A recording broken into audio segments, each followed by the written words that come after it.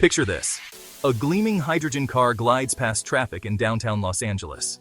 Its wheels are silent, the road is clear, and only a wisp of water vapor drifts from the tailpipe. The city is alive, but the air is cleaner than ever before. Every car lover knows, we're standing at a crossroads. Car technology is changing faster than ever. What we drive tomorrow might look nothing like what we have today. The electric vehicle revolution is everywhere. Teslas zip by coffee shops, and every major automaker is racing to build the next green machine.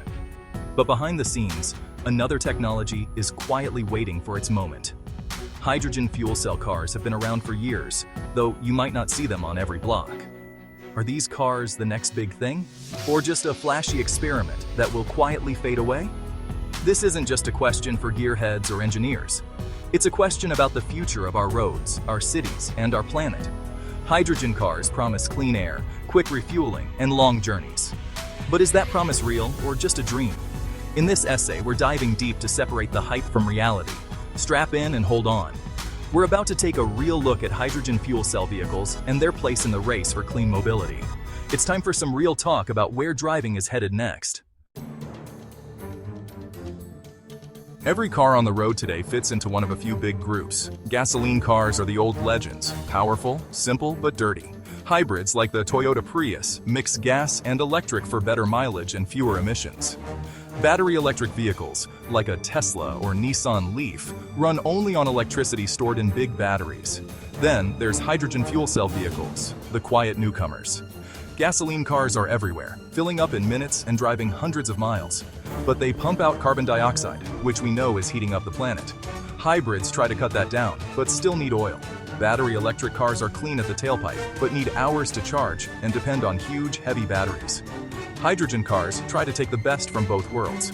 Clean driving with fast refueling and long range. It's a fierce competition. Gas cars win on convenience. Electrics win on clean streets and home charging. Hybrids sit in the middle. Hydrogen tries to leapfrog them all. But every technology has its own limits, from the price tag to the way we get fuel. There's no easy winner yet. Each tech has its fans and its critics. To know where hydrogen stands, let's look at what it actually offers on the open road. One of the biggest selling points for hydrogen cars is how fast you can fill up. Forget waiting 30 minutes or all night, like you do with electric cars. Hydrogen cars take just 3 to 5 minutes at the pump. That's about as quick as filling up with gas. For people who hate waiting, that's a dream come true. Hydrogen cars also boast impressive range. The Toyota Mirai, for example, can drive up to 400 miles on a single tank.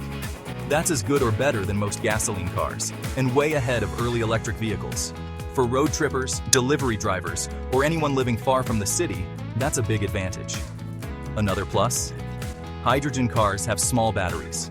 That means they work better in cold weather, where battery range usually drops. Less battery also means less demand for rare minerals, which can be hard to mine and recycle. The tech is lighter, quicker to refuel, and less picky about the weather. But advantages on paper don't always equal real-world success. Automakers like Toyota, Honda, and Hyundai have real hydrogen models on the road. So why aren't we all driving them? Today, hydrogen cars are not a science project. Real people drive them every day, mostly in places like California and Japan. California has over 50 public hydrogen stations, and cities like Los Angeles are home to more hydrogen cars than anywhere else in America. Japan, too, has gone big on hydrogen, pushing it as part of their clean energy plan. Drivers love the fast fill-ups and the long range. In surveys, many say hydrogen cars feel just like gasoline vehicles, smooth, silent, and easy to live with. Hydrogen buses and trucks are also being tested in cities around the world. These bigger vehicles benefit even more from hydrogen's fast refueling and long-range strengths. Automakers have invested billions. Toyota's Mirai, Honda's Clarity Fuel Cell, and Hyundai's Nexo are real cars you can lease or buy. They look sharp, drive well, and turn heads at the car wash. Early hopes for hydrogen were sky high. Many experts thought it could be the answer for long-haul trucks, city buses, and anyone needing to travel far without stopping. So, if hydrogen works so well in these places, why hasn't it taken over? The answer is complicated, and it goes way beyond the cars themselves. Here's the big problem. Almost nowhere has enough hydrogen stations. In California, hydrogen drivers sometimes line up for fuel. Outside a few cities, stations are rare or non-existent. Japan has built a network, but even there, coverage is patchy. Compare this to electric cars, which can plug in almost anywhere, at home, at work, or at thousands of public chargers. Building hydrogen stations is expensive. They need special tanks, pumps, and strict safety systems. Moving hydrogen is tricky. It's the smallest atom, so it leaks easily and needs high-pressure tanks or super cold storage. All of this makes fueling infrastructure costly and slow to grow. Electric car chargers, by comparison, are popping up everywhere, from shopping centers to parking lots. Then there's the question of how green hydrogen really is. Most hydrogen today is made from natural gas, a process that creates carbon emissions. Only a small fraction is green hydrogen, made from splitting water using renewable electricity. Until more green hydrogen is made, driving a hydrogen car isn't always as clean as people hope.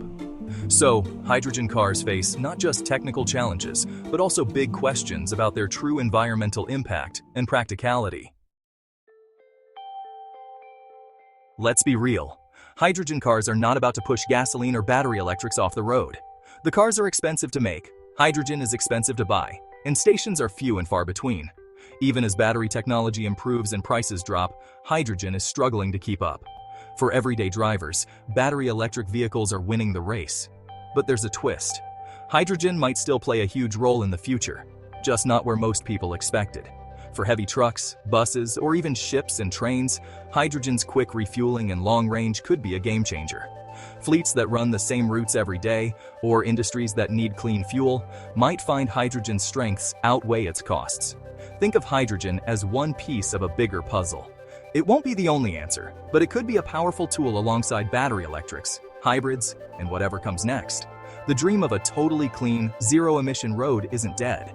It's just more complicated and more interesting than we thought. So, is hydrogen the future or a dead end? The answer might be both. As drivers, car lovers, and citizens, it's our job to keep learning, asking questions, and demanding better. Clean mobility is coming, and it's going to take all of us to drive the change.